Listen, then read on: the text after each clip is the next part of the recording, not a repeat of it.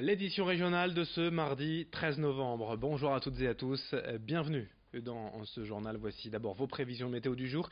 Et aujourd'hui, un peu comme hier, après avoir démarré la journée sous la grisaille et la pluie, une très nette amélioration est attendue cet après-midi. Un temps sec, de belles éclaircies, avec du soleil, du ciel bleu en seconde partie de journée. Les températures, elles restent de saison. 13 degrés prévus cet après-midi à Calais, à Dunkerque, 12 à Saint-Omer et à Lille. La météo complète comme toujours après ce journal. Pour démarrer d'abord la une de l'actualité, c'est à quelques jours des rassemblements des Gilets jaunes partout en France contre la hausse des prix du carburant. En ce samedi 17 novembre, nos voisins belges aussi veulent interpeller leurs élus pour dire leur colère de voir leur pouvoir d'achat en baisse.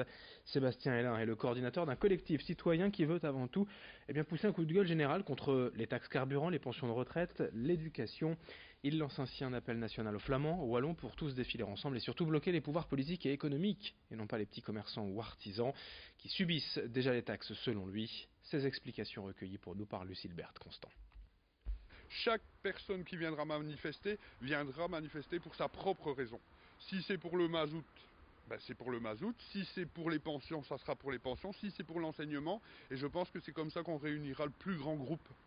Mais si on commence à donner un mot d'ordre, un peu comme les syndicats, en disant voilà, on manifeste pour ça, il y aura toujours des gens qui ne seront pas concernés.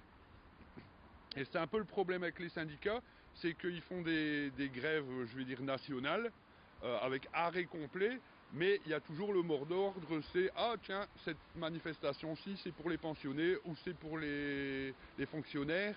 Donc il y a toujours quelqu'un. Ici chacun peut venir avec ses propres valeurs et ses propres idées, mais qui les garde pour lui.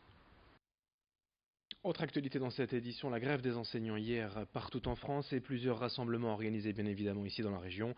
Sans surprise, les revendications concernent toujours le manque de moyens et d'effectifs dans les établissements scolaires.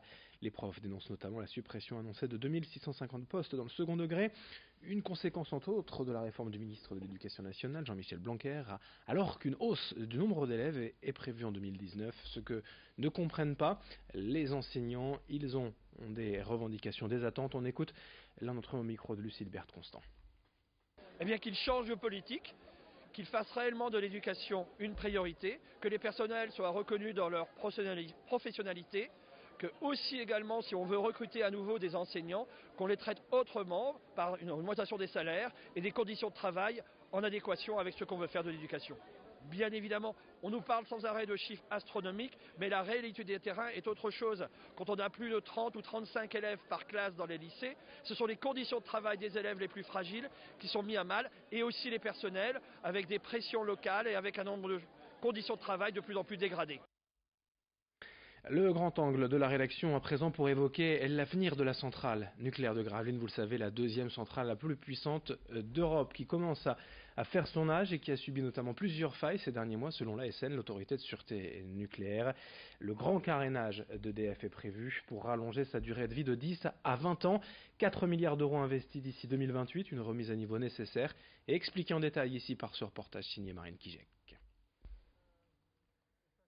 Après des contrôles en mai 2018, l'agence de sûreté nucléaire a pointé du doigt des failles dans la sécurité de la centrale nucléaire de Gravelines, comme le montre cette vidéo publiée le 5 novembre. L'état général, il est surprenant de premier abord. En fait, il y a des corrosions qui sont vraiment actives, avancées, et ça n'a pas l'air de les choquer. Et moi, ça m'étonne que ça les choque pas. Enfin voilà, si ça casse, la tuyauterie sec elle casse et ça vient inonder les galeries tout de suite.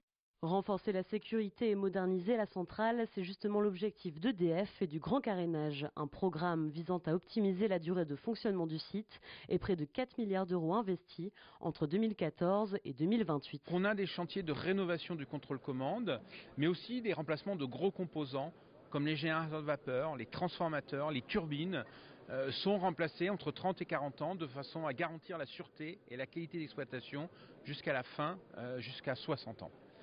C'est aussi des modifications, l'amélioration permanente du niveau de sûreté, en particulier pour intégrer le retour d'expérience de l'événement Fukushima. Et enfin, je terminerai par quelque chose de très visuel. C'est une digue qui sera construite autour de la centrale pour améliorer la robustesse face aux inondations, face à l'augmentation du niveau de la mer. Des milliards d'euros investis dont bénéficient aussi les entreprises de la région, ce dont Bertrand Ringot, maire de Gravelines, se félicite. Donc c'est une enveloppe très très importante pour l'économie régionale. Je voudrais quand même rappeler que la centrale nucléaire de Gravelines, c'est en direct, indirect et induit 12 000 emplois sur la région des Hauts-de-France. Donc c'est un chiffre tout à fait conséquent. Donc c'est des entreprises qui travaillent sur place, c'est de la qualification, c'est de la consommation. Donc c'est une valeur ajoutée très importante pour l'économie régionale en Hauts-de-France. Mais certains voient d'un mauvais œil la prolongation de la centrale, comme les associations de défense de l'environnement. Pour nous, d'emblée, c'est autant d'argent qui n'ira pas à la transition énergétique et au développement des énergies renouvelables dont on a tant besoin ici aussi sur notre territoire. On parle parfois, nous, d'acharnement thérapeutique. On se dit que ces réacteurs, maintenant, ils ont un certain âge, une quarantaine d'années, et que continuer à vouloir les faire durer encore des décennies, c'est prendre des gros risques pour les générations à venir, quoi, et pour la sécurité des populations. Dans ses conclusions, la SN donne une impression globalement positive sur la centrale de Gravelines, mais pointe certaines installations en dessous des attentes exigées en termes de sûreté. C'est ça le but, et là vous n'y êtes pas encore. Pour finir, ce journal notait ce vote important aujourd'hui à l'Assemblée nationale. Les députés doivent valider un amendement pour débloquer un fonds dédié de 18 millions d'euros en faveur de la recherche contre les cancers pédiatriques. L'une des volontés du collectif national Grandir sans cancer, regroupant aujourd'hui 85 associations de parents et de médecins. Et parmi elles, l'association nordiste Wonder Augustine, créée, souvenez-vous, suite au combat de cette petite fille de 4 ans, atteinte d'une tumeur du tronc cérébral et décédée début octobre. Le président de l'association, Steve de Matos, est venu hier sur notre plateau nous dire toute l'importance du vote des députés ce soir à l'Assemblée. Un vote qui doit rassembler, qui doit unir, un vote qui n'est pas un vote politique, qui est un vote d'hommes et de femmes et qui doit soutenir cette recherche. 18 millions d'euros, c'est une belle étape, c'est un beau projet. Ça va permettre de mettre en place le lancement de plusieurs projets partout en France, dans les différents centres de recherche de l'INSERM, du CNRS, sur cette recherche fondamentale et translationnelle.